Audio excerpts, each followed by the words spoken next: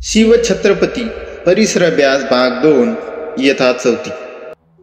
नमस्कार मित्रांनो, आपण बघणार आहोत गड आला पण सिंह गेला पाठ 14वा.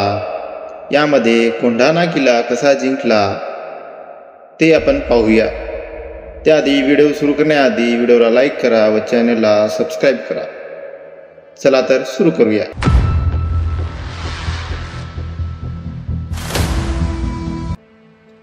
मासाहेबांची इच्छा.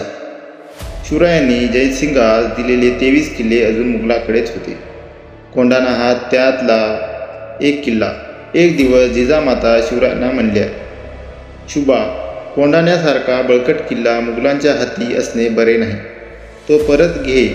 पुण्याजवळील कोंढाणा स्वराज्यात असावा म्हणून शिवरायही तळमळत होते.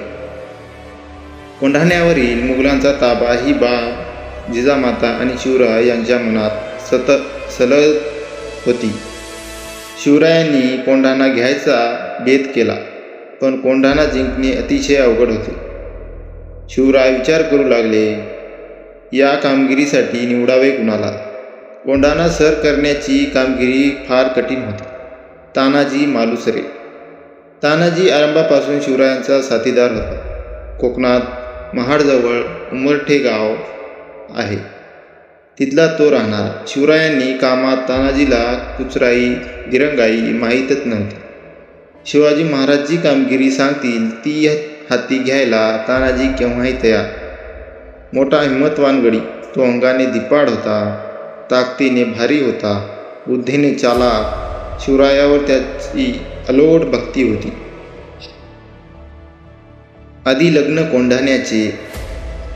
तानाजी आपल्या मुलांच्या लग्नाचे गडबडीत होता. त्यांचा एकुलता एक मुलगा रायबा. तानाजीच्या घरी रायबांच्या लग्नाची तयारी जोरात चालत होती. लग्न 4 दिवसावर येऊन ठेपले होते. तानाजीला वाटले महाराज आणि मासाहेब यांना लग्नाला बोलवावे.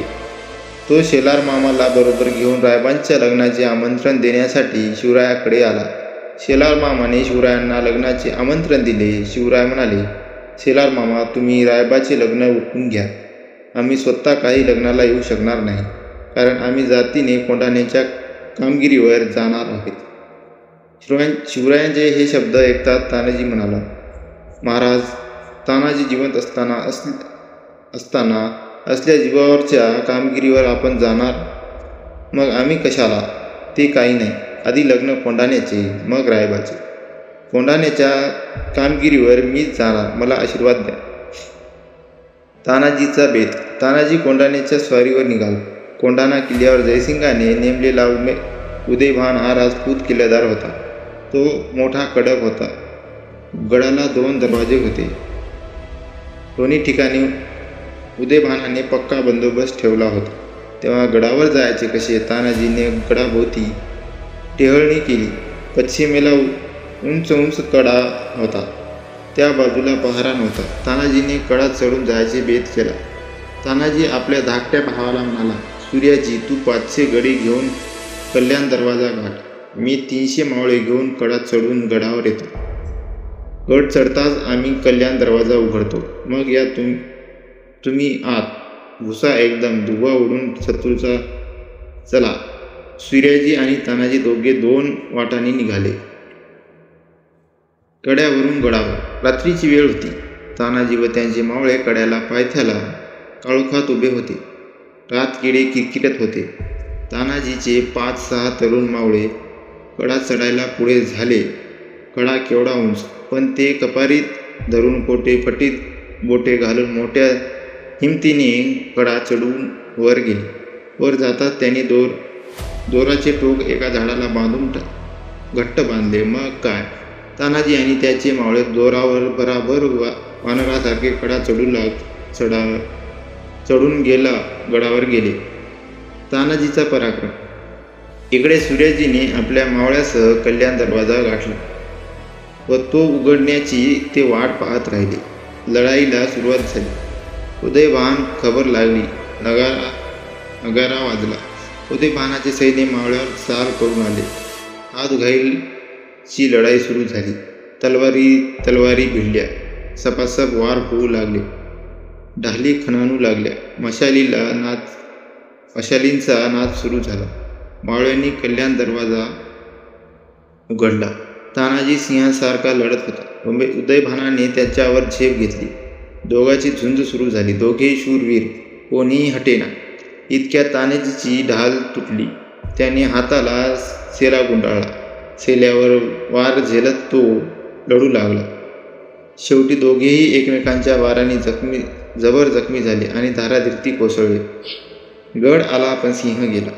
तानाजी पडला हे पाहून मावळ्यांचा धीर खचला. ते पळू लागले. इतक्यात सूर्याजी व त्यांच्या बरोबरचे मावळे कल्याण दरवाजातून आत येऊन पोहोचले. आपला भाऊ पडलेला पाहून सूर्याजीला दुःख झाले, पण ती वेळ दुःख करण्याची नव्हती, लढण्याची होती. सूर्याजीने कड्यावरचा दोर कापून टाकला. पळणाऱ्या मावळ्याला तो आडवा गेला आणि म्हणाला, अरे तुमचा बाप इथे मरून पडला आहे.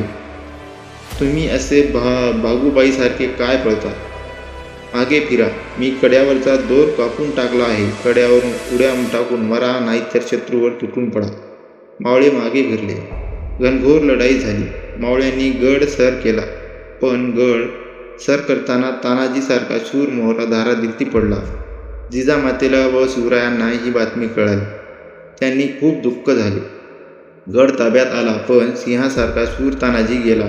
शिवराय खूप हळहळले आणि म्हणाले, गड आला पण सिंह गेला. कोंढाण्याचे सिंहगड हे नाव सार्थ झाले. ही घटना सन 1670 मध्ये घडली. पुढे उमरठे गावी जाऊन शिवरायांनी रायबाचे लग्न लावले. व्हिडिओ पसंत आला असेल तर व्हिडिओला लाईक करा व चॅनलला सबस्क्राईब करा.